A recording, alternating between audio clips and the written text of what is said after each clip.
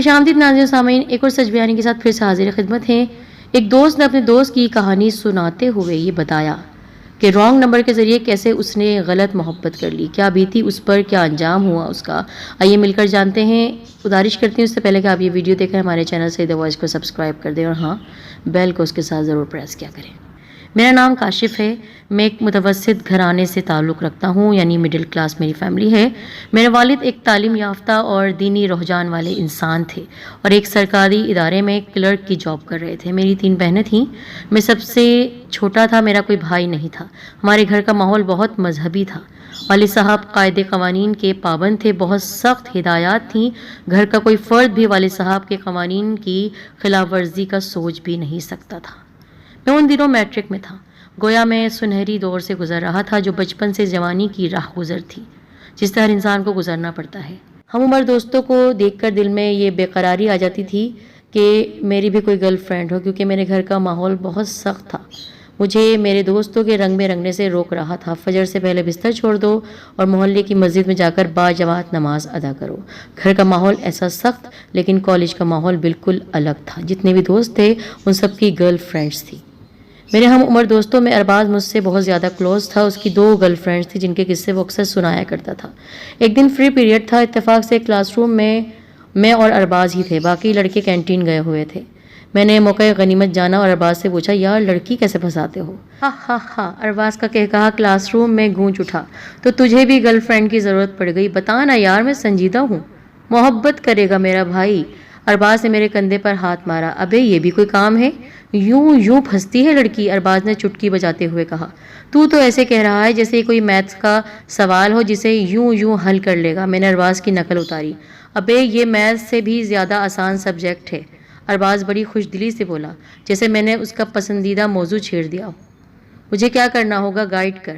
کچھ خاص نہیں، بس آس پاس کے لوگوں پر نظر رکھ، محلے پڑوس میں دیکھ، سب سے پہلے اپنا شکار تلاش کرو، پھر اس پر کام کرو، دھیرے دھیرے اس کے سامنے آؤ، اس کو موبائل نمبر حاصل کرو اور پھر اس کو اپنے جال میں پھنساؤ۔ ارباز نے اپنی ماہرانہ رائے دی۔ اچھا، میں نے چھت کو گھورتے ہوئے آہستہ سے کہا، محبت کے کوچنگ سینٹر سے یہ میرا پہلا سبق تھا۔ اب میں ہر وقت محلے، بازار، اپنے آس پڑوس میں دیکھتا کوئی لڑکی، کوئی خوبصورت حسین میری محبوبہ تو نہیں گزر رہی۔ ہوا یہ کہ میں ایک موبائل شاپ سے ایزی لوڈ کروا رہا تھا، ایک لڑکی وہاں آئی۔ اس نے دوپٹے سے سر ڈھانپا ہوا تھا، اس کی بڑی بڑی جھیل سی آنکھیں دیوانہ بنانے کو کافی تھیں۔ اس کی آنکھوں نے مجھے اپنا غلام بنا لیا، میں ایک نظر میں ہی اس کا دیوانہ ہو گیا۔ اس نے اپنا موبائل نمبر ایک پرچی پر لکھ کر ایزی لوڈ والے کو دیا، تو میں بھی اس وقت ایزی لوڈ کروا رہا تھا۔ وہاں سے فارغ ہو کر وہ مجھ پر ایک نگاہ ڈالتی ہوئی چلی گئی۔ میں چونکہ اسے پہلے سے دیکھ رہا تھا لہٰذا میں گھبرا کر ایک قدم پیچھے ہٹ گیا، لیکن میری تو حیرت کی انتہا نہ رہی جب اس نے وہ موبائل نمبر والی پرچی موڑ کر میرے سامنے گرا دی۔ ایک انجانے خوف سے دل گھبرا رہا تھا۔ گھر آ کر میں نے پرچی دیکھی تو اس پر واقعی موبائل نمبر لکھا ہوا تھا۔ میں نے اپنے موبائل سے ارباز کا نمبر ملایا اور اسے ساری صورتحال بتا دی۔ ارے کاشف بھائی، لاٹری نکل آئی تمہاری تو، ارباز نے خوشی کا اظہار کیا۔ اب تم مجھے بتاؤ آگے کیا کرنا ہے، میں نے سرگوشی کرتے ہوئے پوچھا۔ ارے کرنا کیا ہے، پہلے میسج پر ہائی لکھ کر بھیجو، دیکھو دوسری طرف سے کیا رسپانس آتا ہے، اگر مثبت ہو تو بات چیت کا سلسلہ شروع کر دینا، لیکن پہلے یہ کنفرم کر لینا کہ اس کا ذاتی نمبر ہے۔ اچھا ٹھیک ہے، میں نے کہا۔ پھر میں نے ارباز کو خداحافظ کہہ کر لائن کاٹ دی اور وہ نمبر اپنے موبائل پر فرضی نام سے سیو کر لیا، کیونکہ میں اس حسینہ کا نام نہیں جانتا تھا۔ میں نے اسی وقت اس کے نمبر پر ہائی لکھ کر میسج بھیجا اور انتظار کرنے لگا، اور پھر اچانک میرے موبائل پر میسج کی رنگ ٹون بجی۔ میں نے جلدی سے موبائل نکالا اور میسج دیکھنے لگا۔ اسی نمبر سے آیا تھا میسج۔ آپ کون؟ اس نے پوچھا۔ میں نے جوابی میسج لکھا، موبائل شاپ کا حوالہ دیا۔ وہ مجھے پہچان گئی اور اس نے میرے میسج کرنے پر برا بھی نہیں مانا۔ پھر میسیجز کا سلسلہ چل نکلا۔ میں بڑے باادب انداز میں اسے میسج کرتا تاکہ وہ میرے اخلاق اور ادب سے متاثر ہو جائے، لیکن اس کے میسیجز سے اندازہ مجھے ہو رہا تھا کہ ایسی مچھلی ہے وہ جو خود میرے کانٹے میں پھنسنا چاہتی ہے۔ اور تھوڑے دنوں بعد مجھے اس بات کا اندازہ ہو گیا کہ میں صاحب گرل فرینڈ ہو چکا ہوں۔ میرا دل خوشی سے جھومنے لگا۔ میں تصور میں سمینہ کے ساتھ خود کو ساحل سمندر پر دیکھتا، ہم دونوں ہاتھوں میں ہاتھ ڈالے سمندر کی آتی جاتی لہروں سے لطف اندوز ہو رہے ہیں۔ کبھی میں تصور کی آنکھوں سے دیکھتا کہ میں اس کو بائک پر بٹھا کر کہیں جا رہا ہوں۔ غرض سمینہ میرے خیالوں کا حصہ بن گئی۔ میں نے ارواز سے مشورہ کیا کہ اب کیا کروں، تو اس نے مجھے مزید گائیڈ کیا، یار کاشف اب وقت آ گیا ہے، اسے بل سے باہر نکالو۔ لیکن کیسے؟ اس سے کہو اپنی کسی سہیلی سے ملنے کے بہانے کسی ہوٹل یا پارک میں آ جائے، کہیں کوئی گڑبڑ نہ ہو جائے۔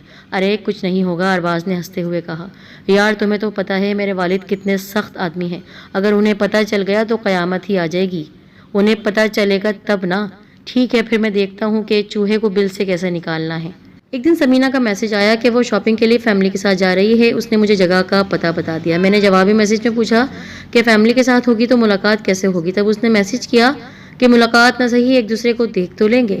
میں رضامند ہو گیا، اگر موقع مل گیا تو مل بھی لیں گے، دو چار باتیں بھی کر لیں گے۔ سمینہ نے بتایا کہ وہ سرخ رنگ کے پھولدار پرنٹ والے سوٹ میں ہوگی اور بلیک اینڈ وائٹ چیک والا اسکارف پہنے ہوگی، اور ٹھیک 3 بجے وہ شاپنگ سینٹر میں پہنچے گی۔ میں نے فوراً ارباز کو فون کیا۔ ہیلو ارباز، وہ شاپنگ سینٹر میں بلا رہی ہے۔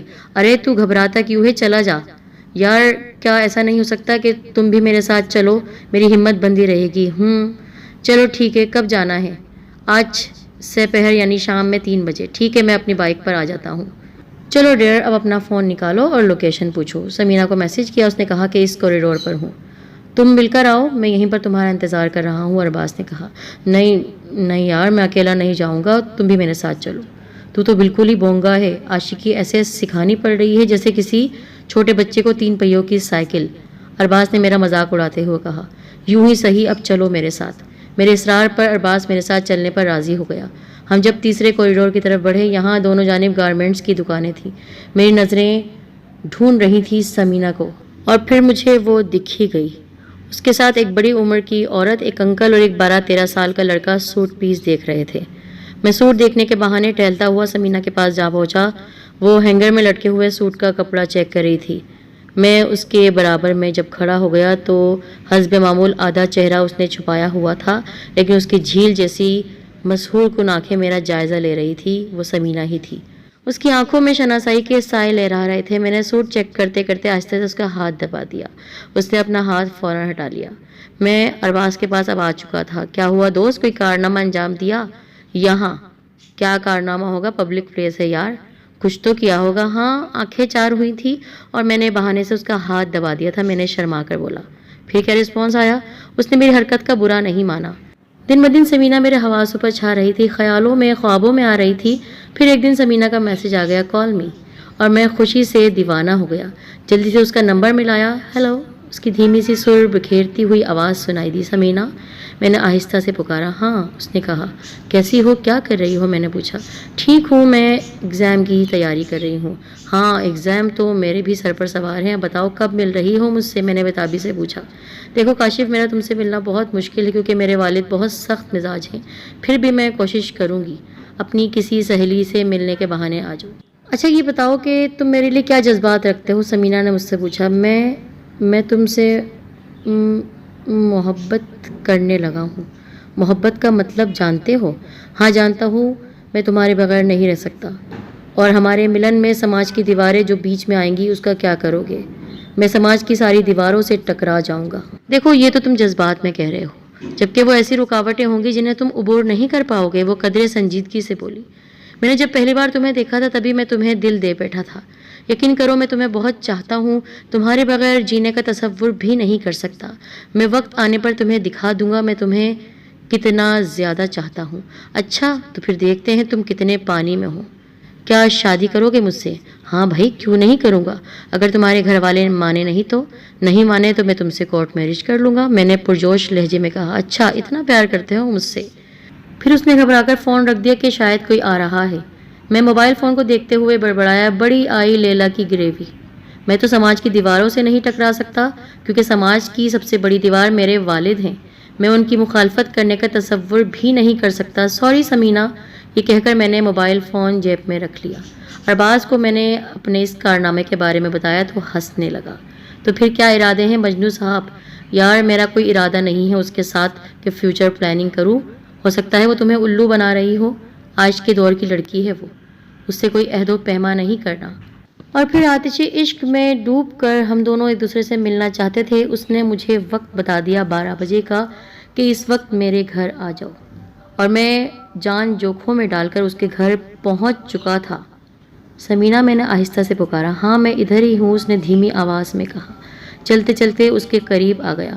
بڑی مشکلوں سے پہنچا ہوں، اسی لیے تو کہتے ہیں محبت کی راہوں میں دشواریاں بہت ہیں۔ تمہارے باقی گھر والے کہاں ہیں؟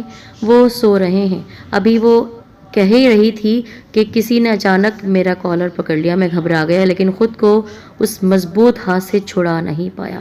اس ہاتھ نے مجھے زور سے پیچھے گھسیٹا اور پلنگ سے زمین پر گر پڑا۔ سمینہ سہم کر کھڑی ہو گئی۔ کون ہے تو؟ اور اتنی رات گئے میری بیٹی کے کمرے میں کیا کر رہا ہے؟ غراتی ہوئی آواز آئی۔ وہ یقیناً سمینہ کا باپ تھا۔ ایک پہلوان نما شخص میرے سامنے موجود تھا۔ میں چور نہیں ہوں، میں نے کہا۔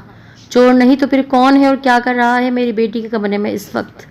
میرا باپ بہت شریف ہے، غیرت مند لوگ ہیں ہم لوگ۔ میں ایسا کچھ نہیں کرنے آیا ہوں، بس میرے والد صاحب کو مت بتائیے گا۔ میں ان سے التجا کرنے لگا۔ اچھا، غیرت مند باپ کا بیٹا ایسا ہو سکتا ہے؟ چھپ کر کسی لڑکی سے ملنے آیا ہے؟ سمینہ کی طرف میں دیکھ کر التجا کرنے لگا۔ سمجھاؤ اپنے والد صاحب کو کہ میں کسی غلط ارادے سے نہیں آیا تھا۔ سمینہ فوراً مکر گئی۔ اس نے کہا، نہیں نہیں، میں نہیں جانتی اس کو، میں اس کو بالکل نہیں جانتی۔ میں سمینہ کو حیرت سے دیکھ رہا تھا۔ کتنی چالاک لڑکی ہے، ڈری سہمی کھڑی ہے باپ کے سامنے۔ جب مجھے بلایا تھا اپنے گھر اس وقت کیوں نہیں ڈری تھی؟ مجھے تو پھنسوا دیا۔ پھر اس کے باپ نے صرف یہی نہیں کیا، میری جیب سے موبائل فون نکال کر میرے والد صاحب پر بجلی گرا دی۔ 25 منٹ کے انتظار کے بعد میرے والد صاحب وہاں پہنچ چکے تھے۔ یہ ہے تمہارا لاڈلا، دیکھ لو، جسے ہم نے رنگے ہاتھوں پکڑا ہے۔ یہ آدھی رات کو دیوار کود کر اندر آیا تھا۔ اگر میں جھوٹ بول رہا ہوں تو یہ سامنے بیٹھا ہے۔ کیا یہ سچ ہے؟ والد صاحب نے خاموشی کو توڑا۔ جی، میں نے دھیرے سے کہا۔ پھر تو گویا قیامت ہی آ گئی۔ اتنی لاتیں، اتنے گھوسے میں نے کھائے کہ مار کھاتے کھاتے جب میں تھک گیا اور والد صاحب خود بھی تھک گئے تو ان کا سانس پھول رہا تھا۔ سمینہ کے باپ کی طرف رخ کرتے ہوئے کہا، جناب، مجھے اس بات کا پورا احساس ہے کہ میرے بیٹے کی وجہ سے آپ کی بیٹی بدنام ہوئی ہے۔ آپ کا بیٹا میری بیٹی سے نہ جانے کب سے مل رہا ہے اور نہ جانے کتنی بار داغدار کر چکا ہوگا۔ ہم تو کہیں منہ دکھانے کے قابل نہیں رہے۔ یہ مسئلہ ایسا ہے کہ پولیس میں بھی رپورٹ درج نہیں کر سکتے ہیں کیونکہ اس میں بھی ہماری ہی بدنامی ہوگی، ملک نے بولا۔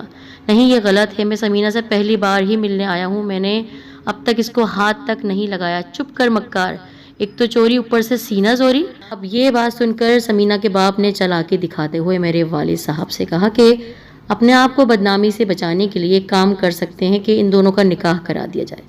مجھے منظور ہے، والد نے کہا میرے، لیکن یہ میرے گھر نہیں رہے گا۔ ایسی نافرمان اور نالائق اولاد مجھے اپنے گھر نہیں چاہیے۔ یہ کہیں بھی رہے، بس میرے ساتھ نہیں رہے گا۔ اس کی شکل نہیں دیکھوں گا زندگی بھر۔ کیا گارنٹی ہے کہ آپ دونوں باپ بیٹے کل مکر نہیں جائیں گے؟ کیا آپ اس کے لیے کوئی حلفیہ بیان دیتے ہیں؟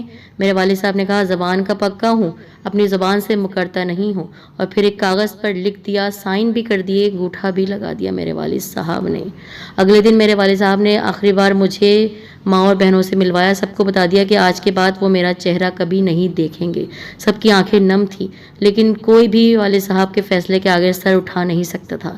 پھر مجھے ملک کے گھر لے گئے، یعنی سمینہ کے باپ کے گھر، جہاں انتہائی سادگی سے میرا نکاح سمینہ سے کرا دیا گیا اور اسی علاقے میں ایک چھوٹا سا مکان کرائے پر دلوا دیا گیا۔